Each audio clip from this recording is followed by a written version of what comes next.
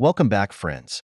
This is second part of the last video that was about the rape of the lock as a social satire For watching the first part of video, check the description or visit my YouTube channel playlist English literature Let's start our topic.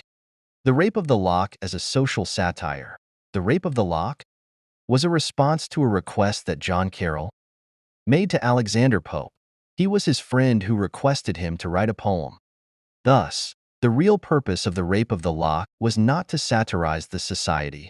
Alexander Pope once said, "The stealing of Miss Belle Fermore's hair was taken too seriously and caused an estrangement between the two families, though they had lived so long in great friendship before. A common acquaintance and well-wisher to both desired me to write a poem to make a jest of it and laugh them together again. It was with this view that I wrote The Rape of the Lock." However, when the poem was published, again in 1714 with an extended version, it gained too much fame. It was a complete satire in itself. Alexander Pope wrote this poem to make fun of a society that was wasting time in useless activities. He mocked them in a way that they enjoyed reading the poem without realizing it. So, The Rape of the Lock is a mirror to the 18th century aristocratic society. Satire on vanity of 18th century England society. In The Rape of the Lock, the poet explores the vanity of English aristocratic society. He exposes their excessive beliefs in their own abilities and attractiveness to others. On one hand, he talks about fashionable men, whereas on the other hand, he also mentions that ladies were not different from men in this regard.